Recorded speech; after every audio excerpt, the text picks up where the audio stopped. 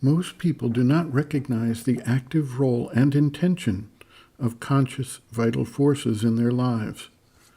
First, the physical body tends to shield them from direct perception of these forces. While they may experience emotions, feelings, thoughts, cravings, reactions, and responses, they do not necessarily attribute them to the action of conscious forces or entities that they cannot easily perceive.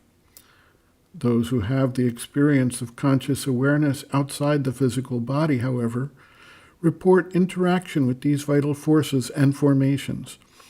Additionally, as an individual attains the standpoint of the witness and observes closely how thoughts, feelings, perceptions come to him, it becomes clear that universal forces bring them to the being, which then accepts and internalizes them.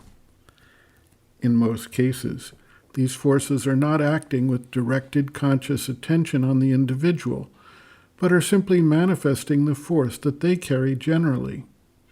But in other cases, the intention can be felt and understood. Opening up the lower chakras, more subject to the influence of vital forces, can therefore lead to an individual facing serious disturbances, disruptions, and imbalances. To the extent he vibrates in sympathy with the vibrational pattern set up by these forces, and then rebroadcast them, these forces gain an influence on others in the surrounding environment. The experience of fear is a good example of this.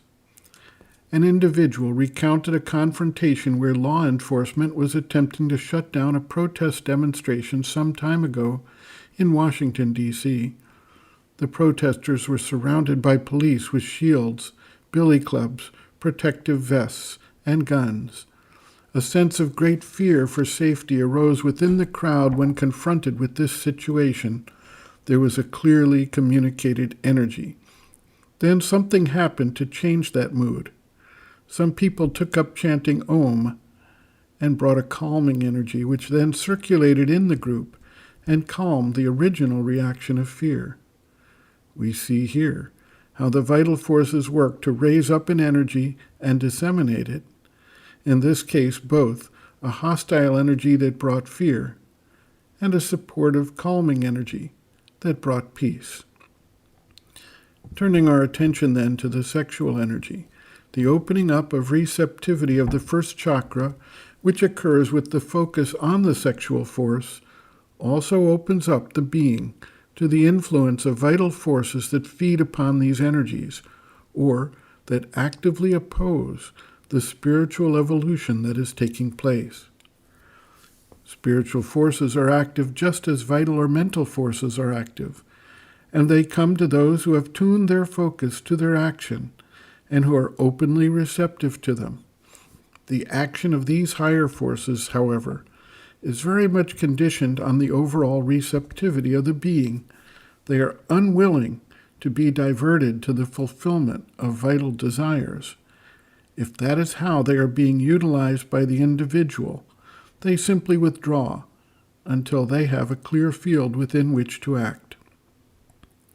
Sri Aurobindo observes, quote, "It is an error to imagine that, although the physical sexual action is to be abandoned, yet some inward reproduction of it is part of the transformation of the sex center.